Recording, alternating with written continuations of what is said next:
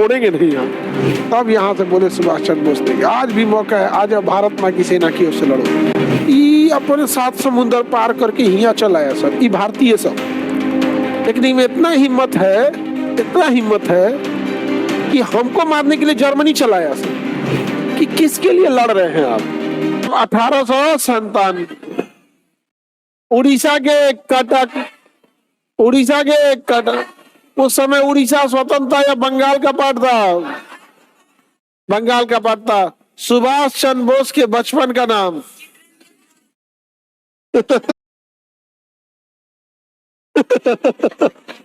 चित्तरंजन दास बोलते हैं। सुभाष चित्तरंजन दास उनके गुरु का नाम था। 1920 में उन्होंने इंडियन सिविल सर्विसेज परीक्षा पास की, लेकिन असहयोग आंदोलन के दौरान उन्होंने क्या कर दिया? त्यागपत्र दे दिया। क्या कर दिया? त्यागपत्र दे दिया। वो कांग्रेस के 2 बार क्या रहे थे? अध्यक्ष रहे थे। बचपन का नाम 2 लोगों का पूछता है, विवेकानंद का पूछता है और स्वामी दयानंद सरस्वती का पूछता है, मूल शंकर और नरेंद्र दत्त। आगे बढ़ते हैं। सुभाष चंद्र बोस 1920 में इंडियन सिविल सर्विस की परीक्षा पास हो जाता है, लेकिन असहयोग आंदोलन के दौरान महात्मा गांधी के कहने पर नौकरी छोड़ देते हैं। महात्मा गांधी सबसे ज्यादा अगर किसी से कुछ छुड़वाए हैं, सबसे ज्यादा अगर किसी का कुछ छुड़ाए हैं सुभाष चंद्र बोस का। नौकरी छुड़वाए 1921 में और 1939 में कांग्रेस पद पे थे। लेकिन महात्मा गांधी को राष्ट्रपिता कह के किसने संबोधित किया? सुभाष चंद्र। दूसरा आदमी रहता ना, इतना तो नाथूराम गोडसे कई टुकड़ा में काट देता। चलिए देखते हम लोग 1920 में क्या निकाले? Indian civil service.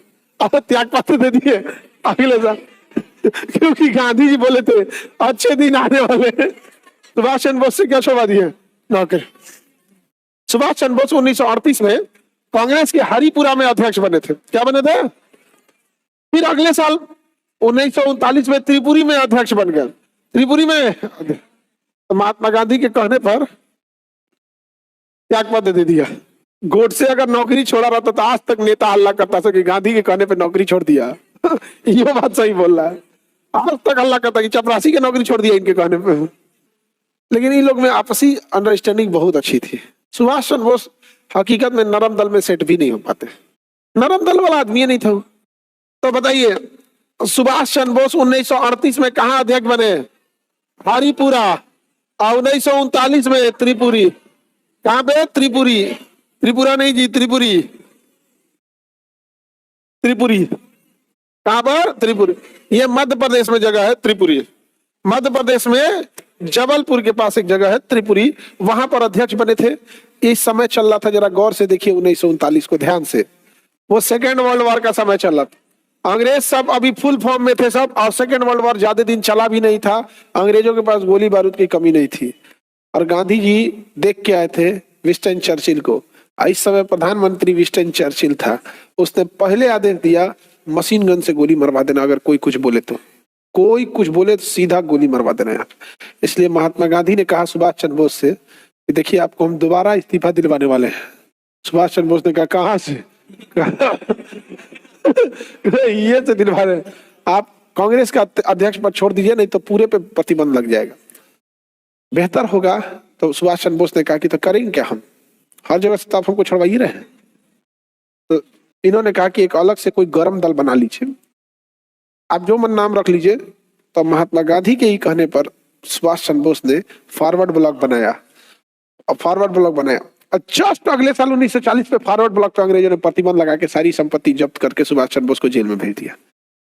इसी वजह से सुभाष चंद्र बोस महात्मा गांधी का बहुत रिस्पेक्ट करते थे। ये आदमी पहले भाग जाता था। तो महात्मा गांधी से पूछे कि कैसे पहले भाग जाते थे?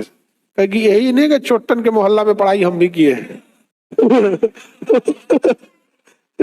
ये चोरवन के मोहल्ला में पढ़ाई हम भी किए हैं। और नहीं, अगर सुभाष चंद्र बोस अलग नहीं हुए रहते तो 1940 में पूरा कांग्रेस खत्म कर देता कि नहीं?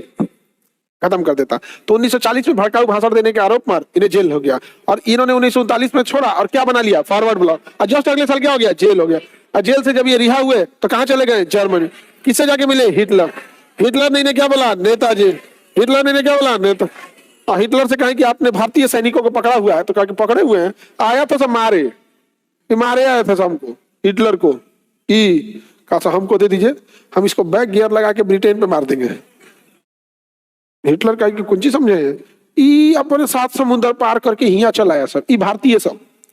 लेकिन इनमें इतना हिम्मत है कि हमको मारने के लिए जर्मनी चला आया सब, लेकिन इतना दम नहीं है कि पलट के भारत में रख के अंग्रेजों को मार दे। किस देश से आए हो यार तुम? सुभाष चंद्र बोस को बहुत बेइज्जती फील हुआ था, बहुत बेइज्जती फील हुआ था। किसी को फील होगा? और अंग्रेज हिटलर ने एक तंज कसा था भारतीयों पे उस समय कि किसके लिए लड़ रहे हैं आप, किसके लिए? ये अपना बाल बच्चा छोड़ के इंग्लैंड के लिए लड़ने आया है यहाँ पर, अपने देश में मारने न हिम्मत नहीं है मार दे, ये लड़ेगा आपके लिए। सुभाष चंद्र बोस, अब गलती थी हम लोग की, 3 लाख भारतीय थे, ब्रिटेन के कहने पे लड़ रहे थे। हिम्मत देखो उनकी, मानसिक गुलामी देखो उनकी। 5000 सैनिक केवल अंग्रेजों के थे यहाँ पर, घूम के तमाचा मारते सब ना, पता नहीं मानसिक विकास नहीं ना था। आज अंग्रेज रहे सब ना, आज अंग्रेज बिहार में तो नहीं कोई अंग्रेज आ जाए आज की डेट में, मानते चलो वो हम लोग को मारेगा। सुभाष चंद्र बोस ने भारतीयों को समझाया कि देखो तुम लोग की वजह से आज हम लोग का सर शर्मिंदा होना पड़ रहा है। तुम भारतीय हिटलर को मारने के लिए इंग्लैंड भारत से यहां चलाया, तो भारत में अंग्रेज नहीं दिखा था सब। सोचो तुम लोग कितने मानसिक गुलाम हो।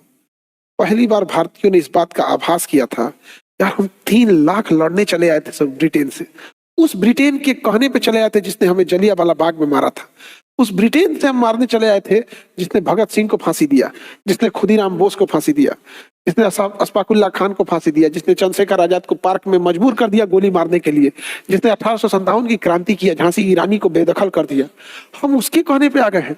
सुभाष चंद्र बोस ने कहा था कि आपने जो पाप किया है उसका कोई माफी तो है ही नहीं। पश्चाताप का एक रास्ता है कि लौट चलिए, हथियार उठाइए उस भारत माँ का कर्ज उतारने के लिए, दूसरा कोई रास्ता नहीं है। आपको माफी के लायक तो आप हैं भी नहीं, वैसे भी एक मौका है कि आप अपने गलतियों का पश्चाताप कर सके, क्या लौट सकते हैं?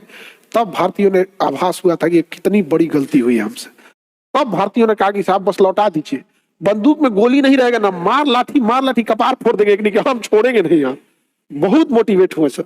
तब सुभाष चंद्र बोस के इस हिम्मत को देखकर हिटलर ने भी कहा कि आप बहुत महान हैं। तो हिटलर किसी इंडियन को बोला, कहा कि इंडिया में अच्छा आदमी बनने क्रांतिकारी को क्या बोला जाता है? कहा कि नेता बोला जाता है, नेता।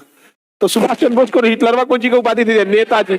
अगर हिंदी थोड़े बुझाता था, पूछा क्यों उसे? उस समय भारत में, अच्छा आज भी भारत में किसी, आज विधायक जी बोलता, आज अगर हिटलर को उपाधि देना होता ना तो विधायक जी, विधायक का बहुत रोला चलता है, नहीं समझ में आ गया?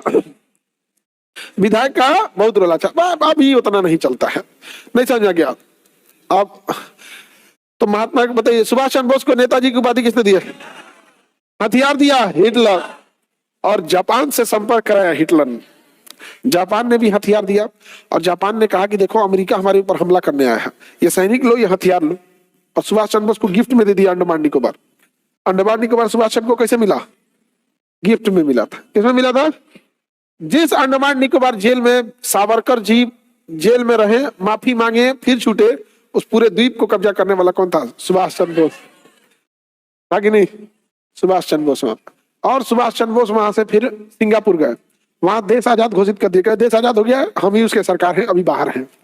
इसे एक्साइलम गवर्नमेंट कहते हैं। आज भी होता है ये चीज, समझ में गया कि हमारा देश गुलाम है बट सरकार हम ही है यहाँ पे। और सिंगापुर से पूरी सेना लिए, सारी सेना गठित किए, हमला करो। और सिंगापुर से वो म्यांमार पार किए, म्यांमार से मणिपुर पहुंचे, मणिपुर में जगह था इम्फाल, इम्फाल में मारे सब अंग्रेजों को। और जब अंग्रेजी सेना से मुकाबला हुआ तो इधर भी भारतीय सैनिक और अंग्रेजों में भी भारतीय सैनिक। यहां से जब सुभाष चंद्र बोस ने बोला था किसके लिए लड़ रहे हो, याद रखो तुम गुलामी के लिए, तब बात बंदूक छोड़ के भाषा भाषी हो गया। तब यहां से बोले सुभाष चंद्र बोस ने, आज भी मौका है, आज भारत माँ की सेना की ओर से लड़ो, हिस्सा बन जाओ आजाद हिंद फौज की। अगर लड़े भी, अगर शहीद भी हो जाते हो तो इज्जत के नाम, इज्जत की जिंदगी, पूरी जीवन भर तुम अमर रहोगे, इज्जत के नजर से लोग तुम्हारे पूरे परिवार को देखेंगे। देश तो आजाद हो चुका है, आखिरी मौका तुम्हारे पास है, वरना इतिहास में तुम्हारा नाम कोई कभी नहीं भूलेगा कि तुम देश के गद्दार थे। सुभाष चंद्र बोस के कहने पर सैनिकों ने हथियार डाल दिया और वापस वही हथियार ले आके सुभाष चंद्र बोस को दे दिया। सुभाष चंद्र बोस ने, महात्मा गांधी जब भारत में प्रवेश कर रहे थे तब उन्होंने कहा, मुझे राष्ट्रपिता महात्मा गांधी का आशीर्वाद चाहिए। मुझे ये पता है कि वह हिंसा के पुजारी है, हमारा समर्थन जरूर, हमारी जो तरीके हैं उसका समर्थन नहीं करेंगे, लेकिन इस बात का वो समर्थन जरूर कहेंगे कि देश की आजादी के लिए जो जरूरी कदम है उठाए जाए। यही वो समय था जब महात्मा गांधी ने कभी नहीं बोला कि हिंसा छोड़ दीजिए, मारो दूसरों को जितना मारना है, एक शब्द नहीं बोला महात्मा गांधी ने। यही सेटिंग थी सुभाष चंद्र बोस और महात्मा गांधी की। समझ में आ गया कि नहीं आ गया? लेकिन बेवकूफों के बीच में समझदार इंसान पिसा जाता है। गांधी क्या हो गया? पिस गया बेचारा, पिस गया बेचारा। बड़ी दुख होता हो, गांधी को बहुत दुख होता हो। नहीं बेचारा दोनों ओर से पिसा गया वहां पे। उधर अंग्रेज गरियाते हैं सब अलग, जिन्ना गरियाता है कि कैसन आदमी था यार, हमको और एरिया मिला रहता। इधर लोगों को लगता है विभाजन नहीं किया। हमारी बहन को भी यही लगता है। अंडमान निकोबार गिफ्ट में किसने दिया? जापान। सिंगापुर में आजाद हिंद सरकार का गठन किसने किया? सुभाष चंद्र बोस। तुम मुझे खून दो, मैं तुम्हें आजादी दूंगा। अंडमान निकोबार का शहीद एवं स्वराज नाम रखा? सुभाष चंद्र बोस। समझ गया?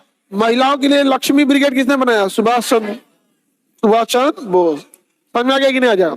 आजाद हिंद फौज, और मेरी ध्यान समझना, इसमें बड़ी कंफ्यूजन की चीज है। आजाद हिंद फौज सुभाष चंद्र बोस ने बनाया नहीं था, तो पहले से एक संगठन थी, बट वो संगठन ज्यादा वर्क नहीं कर पा रही थी, और वो बड़े एक बूढ़े इंसान के कंधों पर थी, कैप्टन मोहन सिंह। तो सर्वप्रथम कैप्टन मोहन सिंह ने इसे क्या किया था? आइडिया दिया था आजाद हिंद फौज का, और रास बिहारी बोस उसे चला रहे थे। तो बताइए, आजाद हिंद फौज किसका आइडिया, किसका था? आजाद हिंद फौज आइडिया था, चला रहे थे रास बिहारी बोस, बूढ़े हो चुके थे। उन्होंने सुभाष चंद्र बोस को बुलाया और कहा, इस आजाद हिंद फौज को इस बूढ़े नहीं, एक यंग बच्चे के कंधे की जरूरत है। मैं तुम्हें इसकी जिम्मेदारी देता हूं, क्या तुम इसका निर्वहन करोगे? सुभाष चंद्र बोस ने कहा, ए भाई, हम तो गौरव दल के आदमी, खाली दिन भर मारे के लिए सोचिए नहीं रहे, आप उससे उठा के इतना बड़ा फौज देते हैं, दीजिए ना, आप देखिए हम कैसे मार करते हैं। और उसी समय इन्होंने अपने को क्या घोषित कर दिया? आजाद। सरकार कहाँ बनाया? सिंगापुर में। कहाँ बनाया? कहाँ सरकार बन गई? अभी हम लोग सिंगापुर में आ रहे हैं लोग भारत, तो कहा भारत आ रहे हैं, तो रेडियो चालू किए, ऑल इंडिया रेडियो पे उन्होंने बोला, मैं राष्ट्रपिता महात्मा गांधी का समर्थन चाहता हूं, मैं आजाद हिंद फौज को लेकर भारत की ओर बढ़ रहा हूं। आजाद हिंद फौज की सरकार ने आजाद हिंद सरकार का गठन कर लिया है। आजाद हिंद सरकार 1943 में सिंगापुर में चल रही थी, और वहां से ऑर्डर दिया गया। सुभाष चंद्र बोस ने कहा कि मैं आजाद हिंद सरकार का कार्यकारी प्रभारी अपनी सेना को आदेश देता हूं कि सेना म्यांमार के रास्ते भारत की ओर प्रवेश कर जाए। सेना के कमांडर डिसाइड हुए लोग यहाँ पर, और चल दिए लोग आजाद हिंद फौज की सरकार। आगे जाके घोषित किया गया कि आजाद हिंद सरकार के सैनिकों ने अंडमान निकोबार को अंग्रेजों से आजाद करा दिया है, इसका नाम शहीद एवं स्वराज रहेगा। आजाद हिंद फौज की सरकार अपने सैनिकों को आदेश दी कि मणिपुर के रास्ते आगे बढ़े। 3 दिन में पूरा मणिपुर कब्जा हो गया। पूरा का पूरा किस पे कब्जा हो गया? अगले 1.5 महीने में आजाद हिंद फौज के सैनिकों ने पूरा यूपी बिहार छाप लिया। इसी बीच अमेरिका उठा तो 1945 में 2 साल लगा था टोटल भारत में छापते हुए। 1945 में अमेरिका जापान में परमाणु बम फेंक दिया। जापान कहा कि भाई हम तो सरेंडर कर दिए। सुभाष चंद्र बोस जा, भैया हथियार पैसा सब वही दे रहा था, और उधर हिटलरवा मारा गया। जा, 2 आंख दोनों फूट गई।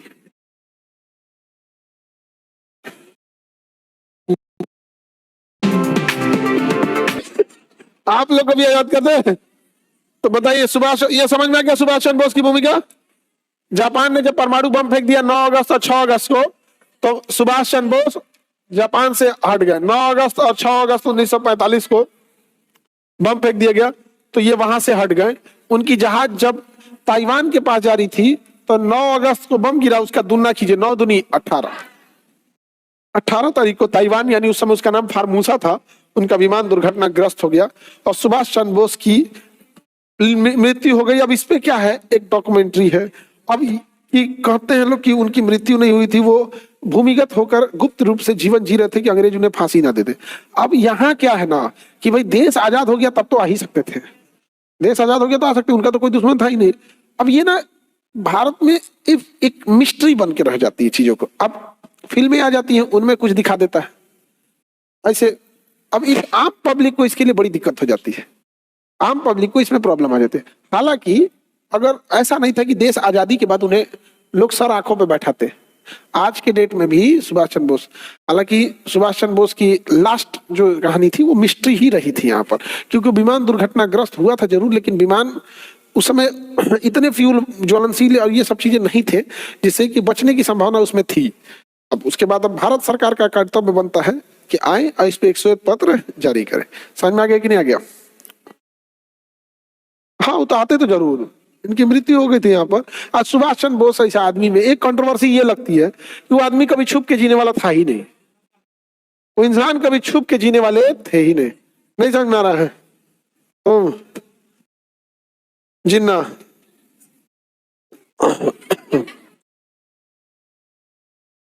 जिन्नी है ये।